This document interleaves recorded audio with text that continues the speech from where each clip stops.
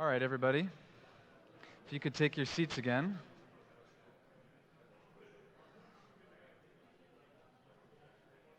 Up next, we have a longtime D contributor, Dmitry, who's going to talk to you about parsing.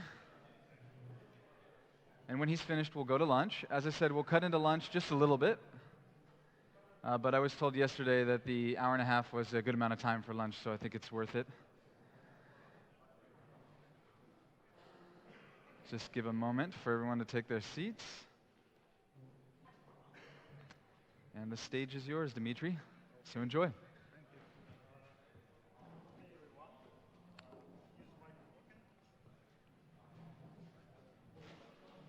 So good day, everyone. It's a pleasure to be here. I mean, it's been a while since I've been at DConf. And one thing I noticed is that the amount of people basically doubled, which is a nice property. And today we're going to talk about Parser Combinators. But before we do that, let's sort of talk about my perspective on these things. And for me, D started out mostly with, like, my first big project was regular expressions library. And the idea was like, I had one summer to do it, and the idea was like, okay, I will do, let's say, a modern library that is like plugs the hole. It just like works, and that's it. And interestingly enough, it turned out to be like one of the fastest regular expressions libraries out there. And it was kind of surprising success. And what's interesting here is that there are two key contributors to that success. And one is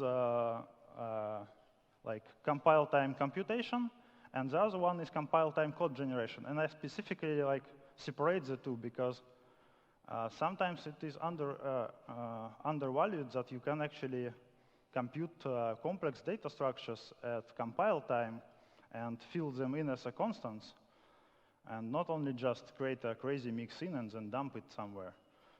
A part of that, I had to deep dive into Unicode with all of its weirdness, and I felt like I have to make it a better place, so I created std.uni as it is now, with a number of building blocks for Unicode stuff. And we will talk a bit about it later, because I'm going to use it in a parser generator as well. And basically, all these years, I was in a sort of arms race in the regex space, because it is surprising how fast the people catch up on this front. Basically, every year somebody is going to make a bit better engine, so it's never enough performance here. So yeah, it's a constant war. Okay, talking about regex, I have a kind of mixed feelings about it, and it kind of have two properties which are kind of, it's simple, it's probably too simple, and it is at the same time too complex. So regex has this beautiful subset of it, which is like mathematically pure regular expressions. And the beauty of it is that it allows a number of optimizations, and there's plenty of theoretical research around automata theory that you can put to use.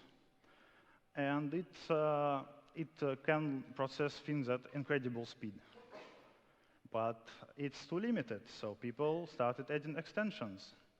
And what extensions do, they basically ruin the whole theoretical achievements about performance. And at the same time, all of those extensions, they are kind of ad hoc. So they corrupt you, but they don't give you power back. So the moment you use back references, for instance, it is a fun fact that back references actually make regular expressions NP complete. So in exchange for this kind of complexity, you should have like incredible power. But the reality is that back reference don't even allow you to match an arithmetic expression, for instance. It just doesn't enable this sort of things. And I just reviewed my slides from back in 2013, and I had like huge plans of a number of extensions to regular expressions, like add this, add that, support new like idioms around them. And now I kind of realize that it's going to be like bolting on more stuff on top of basically a weak foundation. And it's one problem. And the other problem is that it might actually make regular expressions more popular.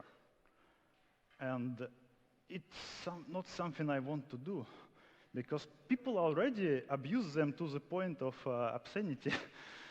If you like Google Stack Overflow parse HTML with regular expressions, you will have a fun on the first answer there, because people constantly try to do it. So I might just put more fuel into this fire, and it's not a good thing. I don't want to burn in hell for that. I just want to save my soul and do something like better. So my idea is that I should focus on more powerful tools, and the parser generator comes to mind, and it should be like I should be focusing on like more simple and more powerful things. And here's where the parser generators come in. So a little bit about the state of things with regards to parser generators. First thing to notice is that, like I think Walter once said that parser generators sometimes called compilers, compilers. And it's a sick joke, because parsing is like 10% of the whole work of the compiler. So people are not afraid to write stuff by hand. I mean, it's only 10% of work, and it's pretty obvious. So the like we are trying to add automation to a space where people are happily fine with writing stuff by hand. So it's going to be a tough battle to like win this over. And another thing is that parser generators are generally considered a bit clunky. They typically require a separate build step. There is a bit of problems with integrating the generated code with normal code. And there's a problem with performance. And worst of all, I think the problems with error handling. So all of that just combines to like suboptimal experience. And what I come to know is that there are actually a number of parser generators in D, and pegged is one of the most popular, I think. And the first thing I just did is just take a look at the peg. And I'm not going to bash anybody, but okay. It suffices to say that it was not designed with performance in mind. Basically, when you free yourself from performance concerns, you kind of write code that is by itself not as efficient as it could be. So this is the case here, but the nice property is that it is simple and beautiful construction, and in a sense that it like sacrifices performance for a bit of like flexibility and simplicity. So yeah, after a while I decided that I cannot like bolt performance on top of what the foundation of Beck currently is, and just wanted to plot my own course. So well, I call Pry a pragmatic parser generator, parser combinator, but pragmatism and ideals don't really mix all that much, but still I have some ideals. So the ideals are, it's going to be like easy to use, well, hopefully, so that people people comparing it to writing stuff by hand can like easily see that, okay, I have more productivity. It should be performant, and this is important. It should be on par with handwritten stuff. I thought like 10 to 20% slower would be acceptable. Like 2 times slower will be certainly not acceptable. And it should have sensible error handling.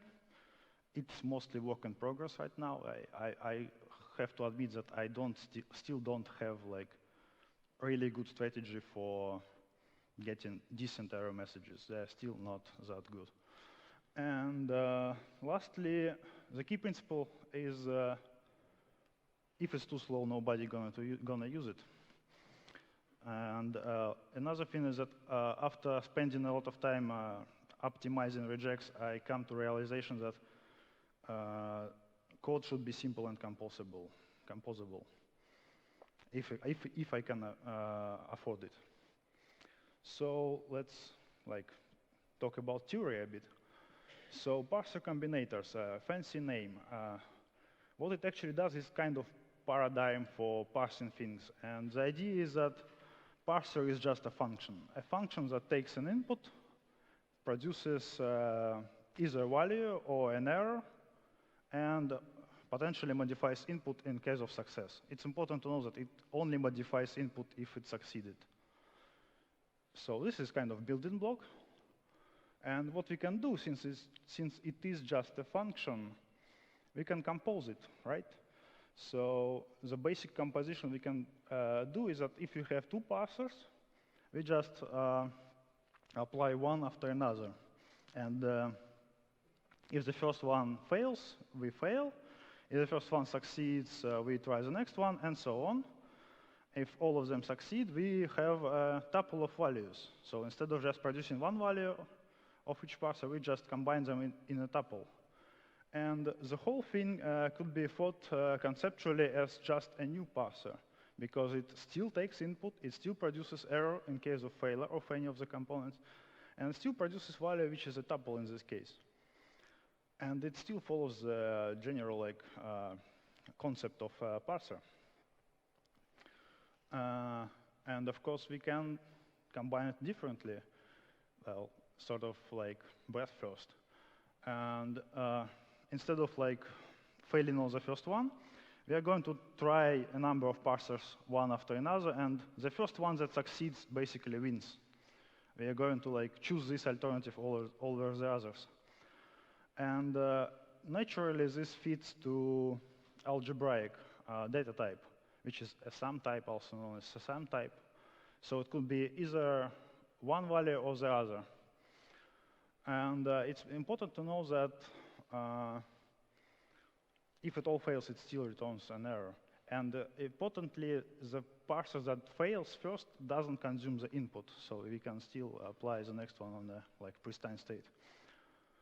And I'm not showing about other examples, but I think you get the idea. It's just a function. You can apply the good old higher order functions to them to combine and create new functions and so on. So speaking of Pry, it's organized in 3 layers. First layer is basic building blocks. So this is parsers that are actually written by hand. So you got to start with something. And the most basic things are tokens, literals, character classes, which is unfortunate name because they are not characters. But it's what it's called in regex, and so on and so forth. And combinators are things like sequence, alternatives that we just discussed. And there's, of course, a repetition, which basically produces array of values by applying the same parser over and over again. And then there is a delimited sequence where we have one parser that is a value, and the other parser that is a separator. So you apply a normal parser, apply separator, discard the separator value, apply a parser, and so on. It's useful in things like JSON, because I think it's important to support this common use case explicitly. And there are more complicated things like lookarounds and constructing associative arrays out of parsers that parses a pair, and so on. And importantly, this is low-level stuff. And on top of that, we have a user-friendly thing that is a grammar that has more fluent DSL, more theoretically beautiful. And of course, the new atoms and combinators could be written by user, which is an important point here. OK, enough of talking. I sure hope you can read this code from afar. OK. it seems like a hell of a lot of code for a simple thing that is actually a parser for a token. But it all has its place. First thing to note is that it is a struct. Why it is a struct is that it will be later on important to identify parser by its type. It's uniquely identified, so that if you have two parsers that have the same type, they're actually the same thing. That will be important later on. And also interesting that I can use a bit of compile time evaluation to construct an error message, so I don't have to allocate an error message, which is plays along with our idea of being high performance in mind. And OK, I think there is a typo here. The stream is basically an input range of sorts with a bit of extra methods, which we'll discuss a bit later.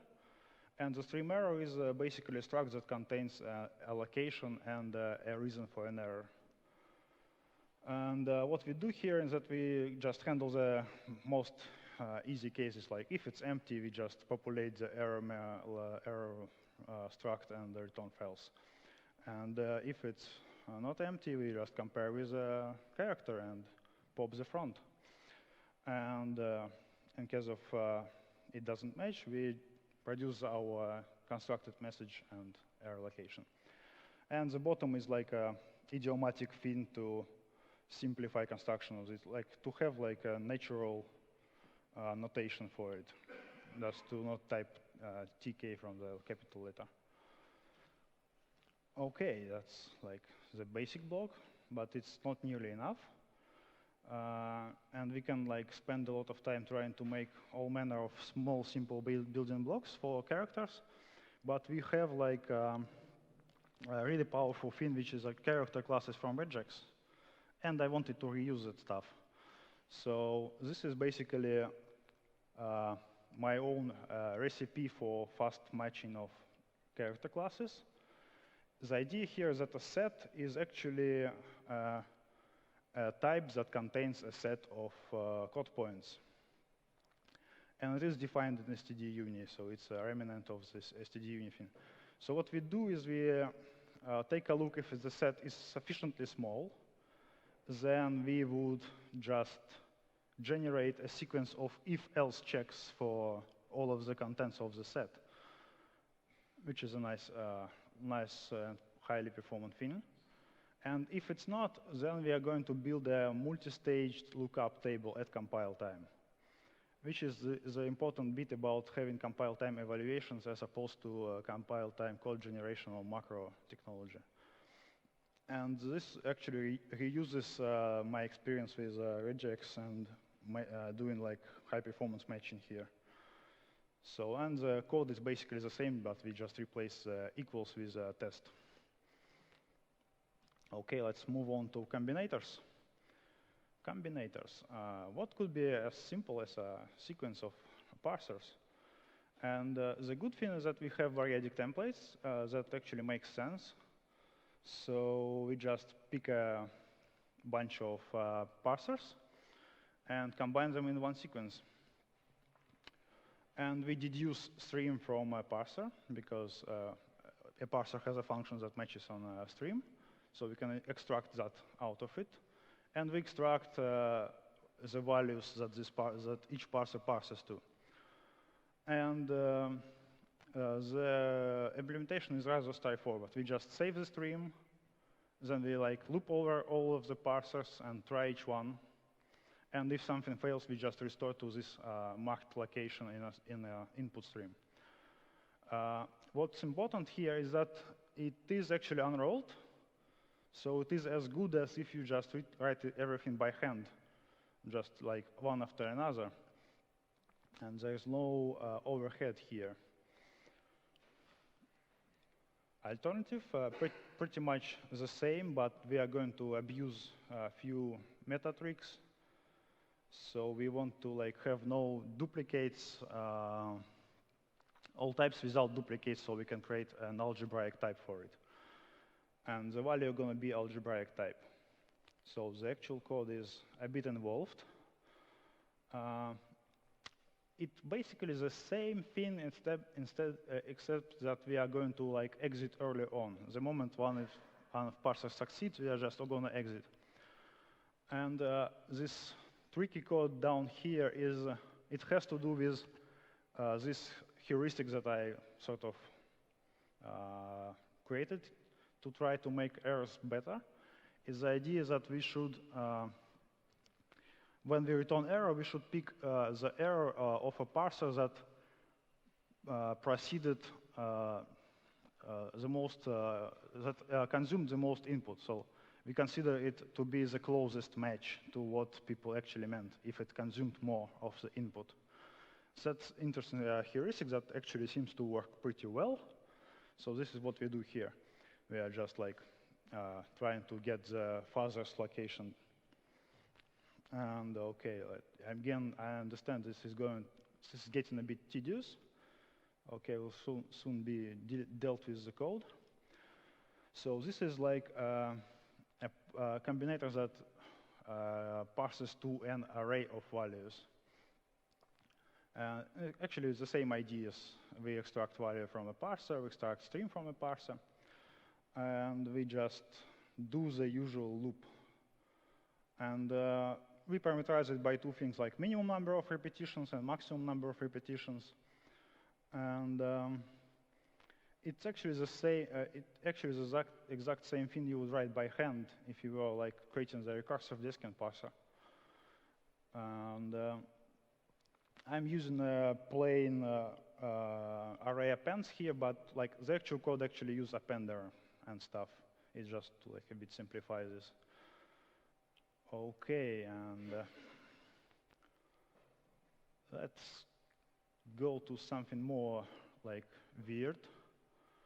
So from now, up to now, it seemed like a nice trick. We have parsers, we combine them, and all nice and cozy. But there is a hidden problem. If we want to call a combinator on a parser, on some parsers, we have to construct these parsers upfront. And in case you want to have a self-referencing parser that basically says, OK, I'm going to be like an expression is a product plus an expression. So it refers to itself. And we cannot do that because the type will just like infinitely diverge if we just try to like propagate this through type system. So we have to do some dynamic dispatch here of sorts. At least we have to do late binding. So what we're going to do, and it's sort of a pact with the devil here because I want like performance, and then I say, okay, user interfaces and classes and dynamic dispatch, right? Doesn't like fit together. But let's bear with me for a moment here. So I created an interface that follows the same concept of a parser. And we create this dynamic thing, which is going to create a nested class that basically has a slot that can be overwritten. And this is basically a forwarding function and a guard against using an empty parser. And the OPA sign is a bit tricky. And the idea is that we're going to wrap the statically known parser as a dynamic parser interface. So this is going to like support assignment of arbitrary parser to it. And WrapMagic is here. It's actually pretty nice to have nested classes and D. And it's pretty simple. We just store the parser inside of a wrapper class and just forward the call to it. And this is all there is. Like, take a note that this one is a final, and this one is actually, sadly, it's actually virtual. So there's some concerns about performance. But let's like stop working on bits and pieces and look at the bigger picture. So here's what a simple calculator would look like if we were to use this API of combinators and atoms directly. So one thing I haven't talked about is map. Map is basically taking a parser and creating a parser that calls this parser and applies a function on the result. So it's like a normal map in std algorithm, but applied to parsers. And it's nice that it fits on a slide. So we're sort of close to our goal of being minimal. And it's still a little bit verbose. And the really tricky thing is that you have to understand that you have to use dynamic and explicitly like initialize expression as a dynamic of integer, term as a dynamic of integer, and such. Another thing to note is that we are not making any ASTs and stuff. We just parse to an integer mostly and just apply operations on integers directly. So this parser actually computes values. So this expression is basically computed during the parsing step, which could be interesting for some simple protocols and stuff. But it's all happy and nice, but there's an elephant in the room here, which is like take a closer look at those pieces. So basically, we want to understand how the parser combinator would work when it sees this export thing. And what it will do, it will call the term thing, which is like a product, parse a product, then like match a token, then like forward to an expression.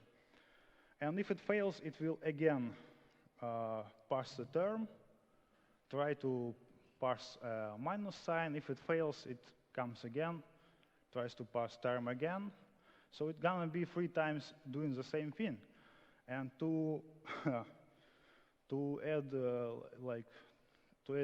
injury to an insult, the term itself does the same thing. It also tries the same stuff 3 times over. So all in all, it's going to be like 9 times parsing the simple digit string.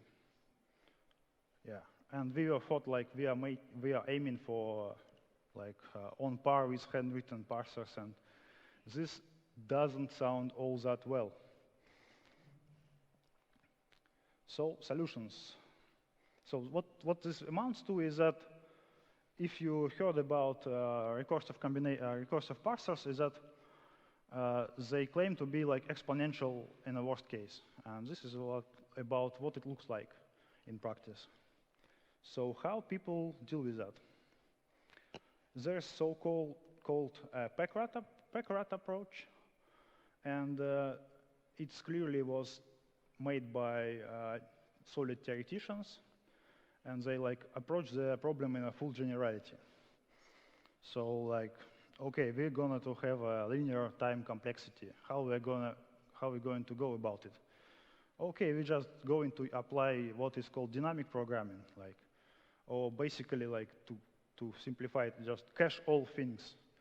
So the moment you see a recursive call, you just check the cache.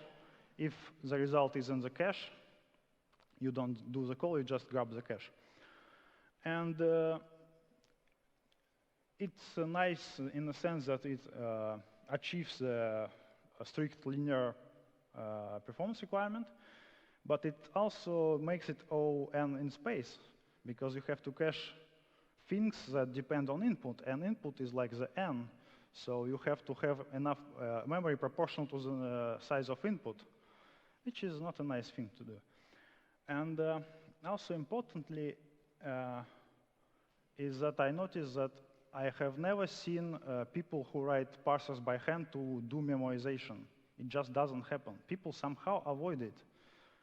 And the parsers written by hand are pretty fast. They just don't have this problem. So what they do the unthinkable. They just don't do the same work twice. That's it. That's the secret here. And how we're gonna like do this, huh? Like just the idea, like just don't do 3 calls. Just call once and save the result. That's it. Okay, let's try it. So conceptually, what we have is that like pattern like that. we have any combinator of potentially sequence combinators, or maybe standalone parsers that have common prefix. And worst yet, they can be wrapped inside of this map combinator, so we have to unfold the map as well. What we want to do is we're going to like conceptually rewrite it into a sequence of a prefix with any combinator of suffixes. Like we're going to hoist out a prefix out of each of these alternatives. And the problem here is that we don't know the particular code that the map is doing here. So we can't like conceptually merge all of the maps down there and perform the same operations. So the Pry doesn't literally do what I just described here. It does a little bit more involved thing, but the concept is the same. And it is important here to have each parser have a unique type, so that you can, well, first of all, if something has a type, you can look inside it. And second, you can check that there is actually a common prefix by checking the types at compile time. So it takes a bit of metaprogramming. I'm not sure how I would do that in C++, but yeah, I guess I can. And it's fairly simple, actually, but it is quite a few lines of code there. So we are slowly coming to performance here. And I thought like I would construct a more comprehensive set of benchmarks and like properly analyze many things. But yeah, you only have that much time. And I focused on two simple things that I think are going to be representative anyway. They will represent the fundamental limitations and such. So the first idea here, the first benchmark here is simple arithmetic expressions.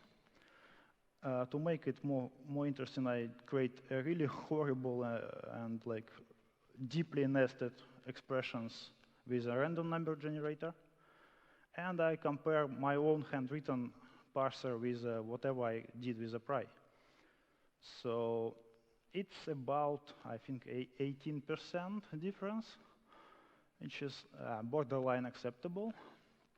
But what's important is the number of lines of code, which is like 4 times less.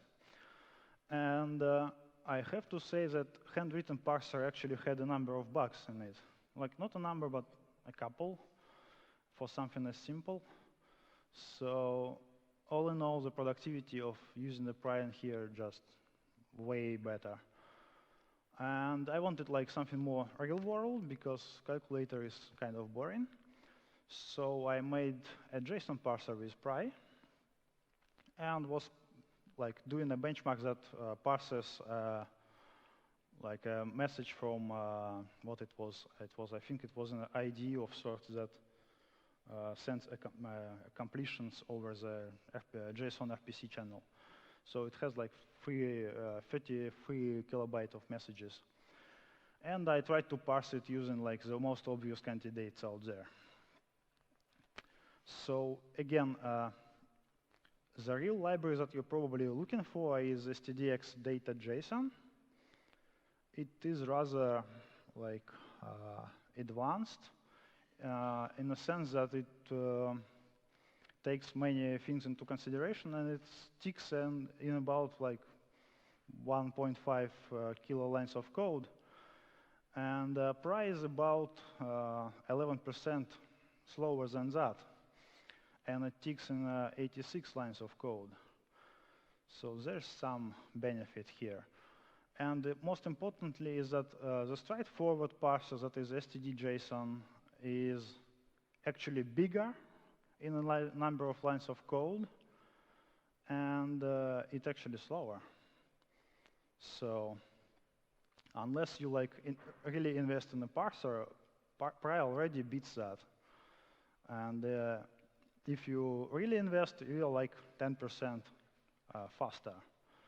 So not a bad position to be in. Still, I'm not really happy about being slower, of course.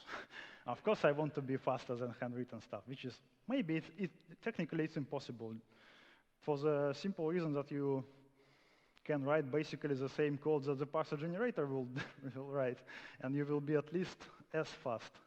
So we cannot be faster than handwritten code, but yeah, like actually be there.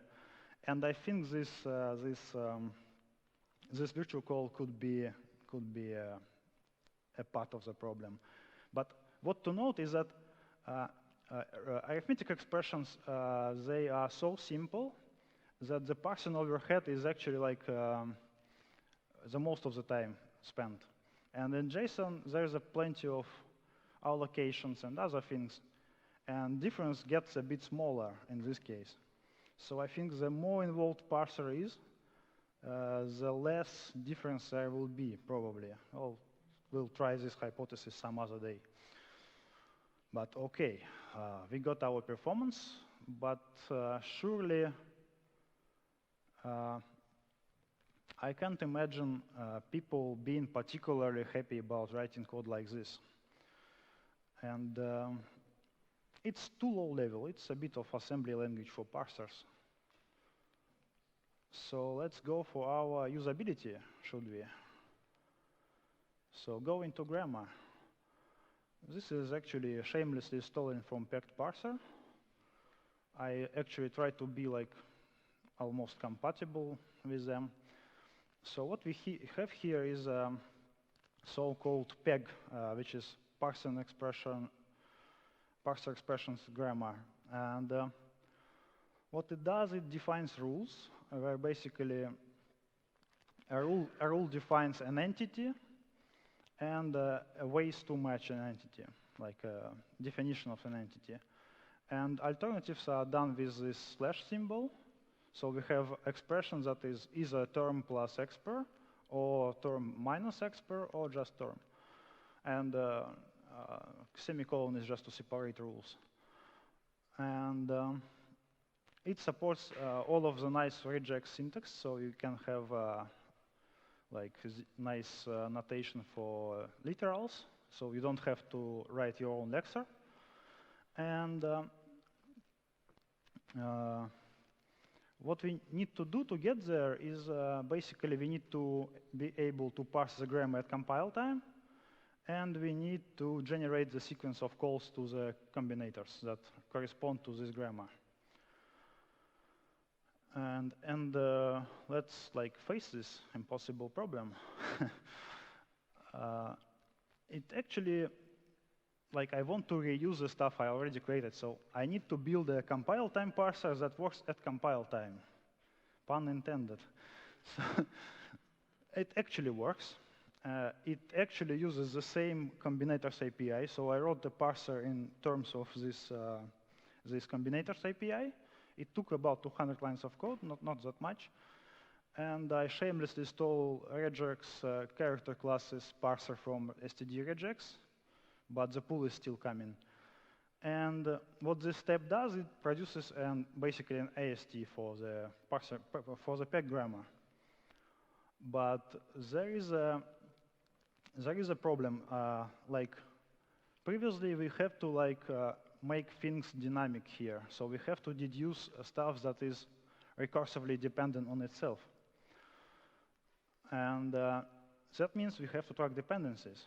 And this is a fairly known problem, which is called topological sort. Yeah, some rules have to be forward references, and we need to establish the order of dependent rules. And it's called topological sort. And topological sort is actually a very simple algorithm, and it is easily done at compile time. And basically what it does a depth-first search in a graph and assigns increasing numbers to each node, so that like it determines the priority of a node. And when you have a cycle, OK, that something is references itself, like its own tail. So we're going to break the cycle and just make the thing we point to dynamic. And after we have this priority thing, we just output the code in this priority, starting from the well, of course, we start by making all dynamic things like forward references to them, and then like dump in a priority order. Okay, we are slowly getting to the end here. The following code again is simple. I'm not going to talk about the beauty of doing formatted writes and concatenating strings and doing a mixing statement that gloriously inserts all of the code in a function. But let's talk about open problems here. And something that caught me unguarded is that when you do a lot of templates that depend on other templates that depend on other templates, and you have symbols that are 10,000 characters long, and I think it's not the limit. And what happens is that if you have a stack trace, the GDB gonna choke on it, and you are not going to have any meaningful output. So be warned that this is a real problem here, especially if you are trying to debug your own atoms or combinators that are not yet debugged. So you may have some errors in them. Another nasty issue is that to skip white space or not to skip white space. It is really inconvenient to think about white space in terms of grammar, because it adds a lot of noise everywhere. And on the other hand, trying to make it automatic raises a concern that you can easily insert skips in the wrong places. So at the moment, I have suboptimal heuristics that does just that, and I found the other day that it actually inserts skip white space in the places where it shouldn't do it. So yeah, it needs more thought.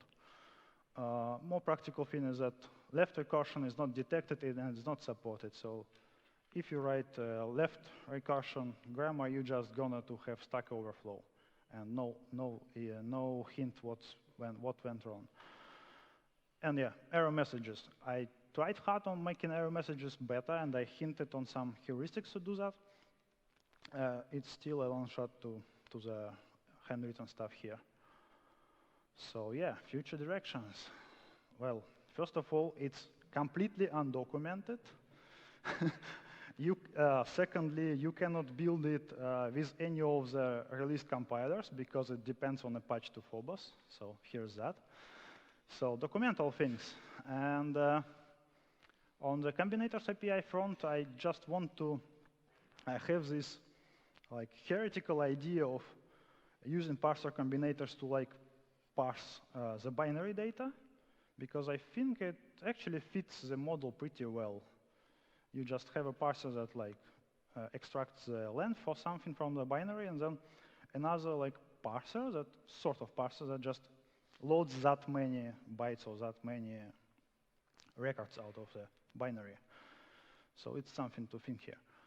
And I want, the big thing is that I want to support allocators. I believe that in most cases, the regional allocator for a parser makes perfect sense, because for instance, you have a JSON request in the server, you parse the thing, you do your processing, and then you drop it all on the floor.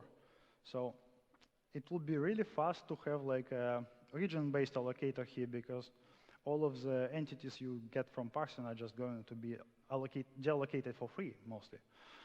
And speaking of grammar model, yeah, I mentioned that it is very early development. And one thing is that it could produce code that doesn't compile. It is unfortunate. And to do something about it, I need a proper type checking, and I have some ideas to do it. It's a bit problematic because you have a lambda function inside of grammar, and you want to type check this lambda function, and to do that, you need to actually get into the compiler. But by the moment you are parsing grammar, you are running in a sort of compile time, runtime context, in a sense that it is compile time, and CTFE knows that, but it won't allow you to mix in things and do stuff like that. And of course, I want more examples, and I want an ability to auto-generate AST, because some people like auto-generated ASTs, which I think a horrible idea, but people like it. So they're going to be ASTs. So I guess that's it. Stay pragmatic and get involved.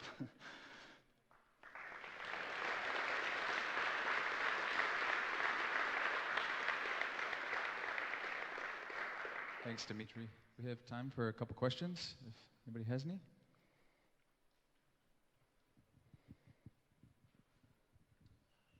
Have you heard of generalized LL parsers?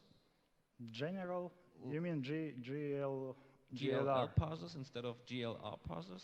Yeah, they're horrible. Okay. I mean, the problem is that the beauty of general parsers is that they can parse any shit you throw at them. Any shit in a sense of badly designed grammars. You don't have to think about some ambiguities at all because general parser can cope with them. The problem of that approach is that you are paying for things that you could have optimized in a grammar. Instead, you're paying for this generality. And it's so not obviously sure. If you have a horrible grammar that isn't nicely amenable to parsing, then that's obviously a performance issue. But at the same time, grammar can be good documentation. So if a grammar serves like two purposes, then yeah. I mean, it makes sense in some conditions, right? So it depends on your goals, actually. So general parsers are cool, but they have cubic performance, and yeah, that's not practical. Okay. I think still. And the other nice thing, obviously, is it's a top-down parser, so you can get nice error messaging or much better error messaging. This stuff is also top-down. So okay. So in this case, there are some. I know that like not top-down things, they are like have horrible messages because they don't have the perspective of. Obviously. And by the way, it looks really exciting and very interesting what you do. Oh, so thanks. Thanks for your work. Thanks.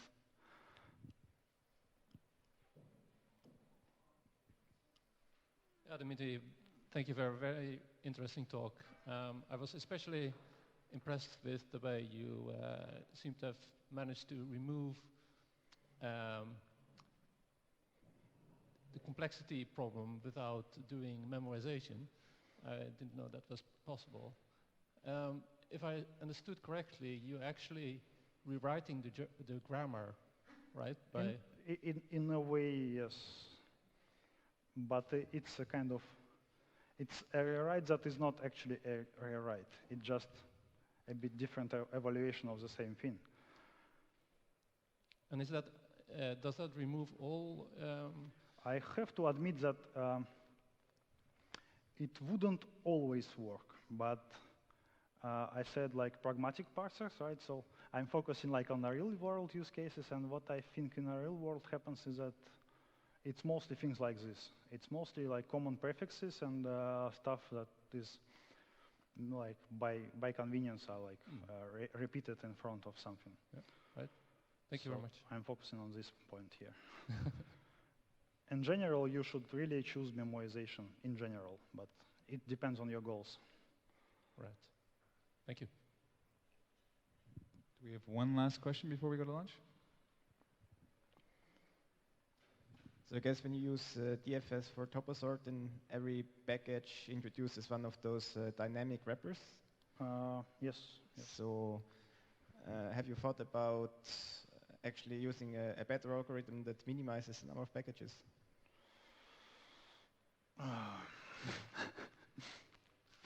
Well, I could. I know for sure that there are better algorithms. I'm not sure if I can reduce the number of packages because basically the number of packages is one per cycle. What could be like done about it? So I think there is a possible case where you have like two subgraphs that don't have cycles. Okay. And then you pick one vertex in each of them and just I create see. a single cycle. You mean you have two cycles and you can like have a common point between the two cycles? Yeah. Yeah, that's a good point. Well, I think it's definitely a good idea, but it's kind of niche in a sense that I'm not sure that like that many cases are going to be covered by this. But yeah, and of course I just wanted like to do something really fast. So here's your favorite DFS that you can write in a couple of lines. Thanks so much, Dmitry. Thank you.